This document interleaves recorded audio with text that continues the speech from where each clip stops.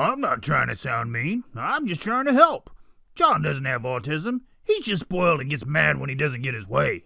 Trust me, he has autism. It's not that he gets mad when he doesn't get his way. It's that he isn't able to see things from someone else's perspective and isn't able to express himself like you or I would. That's because you let him get away with it. He's spoiled. Give him to me for a week. I'll straighten him out. We've talked about this 100 times. I don't think you're ever going to get it. Let's go, buddy.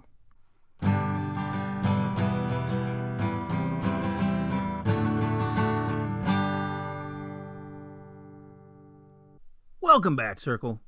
Hey, I want to apologize in advance for today's video. It's not going to be as funny and light as usual.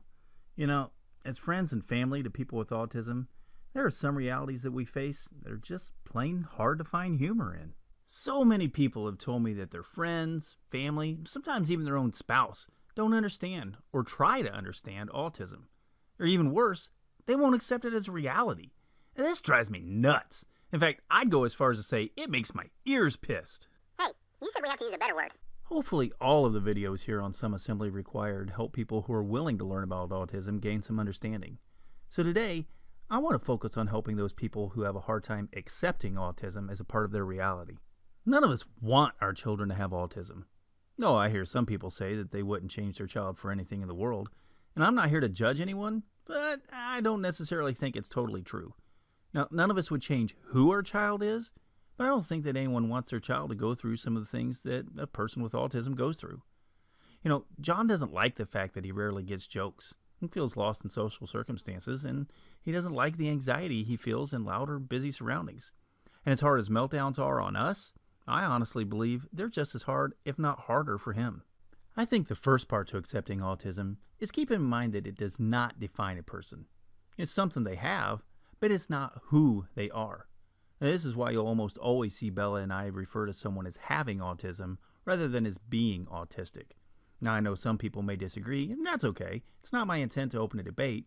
I simply want to show you where our line of thought's at. John loves animals, especially reptiles. In fact, one of his lifelong dreams is to one day meet and work with the Gator Boys from TV. Oh my gosh, is that ever one of his dreams? Woohoo! Gator boys! He loves to fish, hike, kayak. We watch movies together, play video games, build Lego sets, and do woodwork in the garage. He does FaceTime and Snapchat with friends and family all the time because he's always thinking of them. And although we do have to contend with meltdowns and all of the other things associated with autism, his heart is pure and he loves unconditionally. Well, mostly. Those are the things that define John, and him having autism doesn't change that. So often when a parent is given the diagnosis that their child is on the spectrum, they go into denial. And no offense to the dads out there, but this is especially true of men more often than women. The parent, man or woman, often feels as if they've done something wrong, that they're to blame. It's a blow to our pride because it shows us as less than perfect, perhaps even as weak. Let me assure you, you've done nothing wrong. And there's certainly no one to blame. And let's face it, none of us have ever been perfect. And the only way you'll appear weak is if you try to make your child conform to neurotypical life without you doing anything to understand atypical realities. You can't fix your child, but you can help your child. If a son or daughter were paralyzed, I'm positive most parents would do everything they could to help them. What they would not do is get mad at them for not walking. And we have a hard time accepting what we can't see, and autism is a neurological disorder, making it invisible. Most people would readily help someone in a wheelchair. They'd go out of their way to open a door, carry a bag, or any number of things to assist.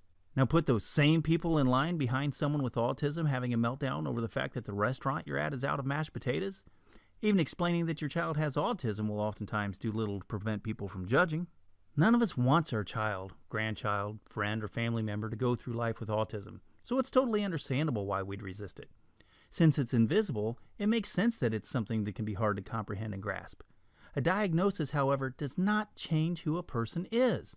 It simply allows us, as friends and family, to find the best possible means to raise, love, and support them.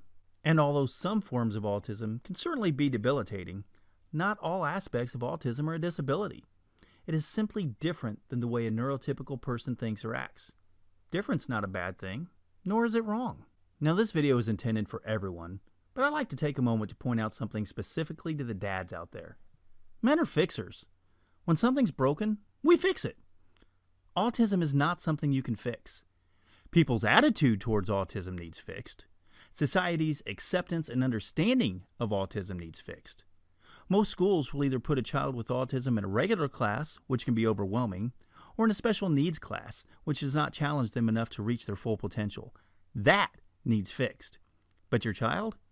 They need love, support, understanding, and acceptance. Help them be the best that they can be, not the best that you want them to be. Some assembly required, guys, not a total overhaul. So if this video has helped you in any way, or if you think it might help others, then share it. By hitting the share button on Facebook or the subscribe button on YouTube, you'll ensure that this message gets passed on to others. Until next week, Circle, keep your toolbox full and remember to love one another. Bye!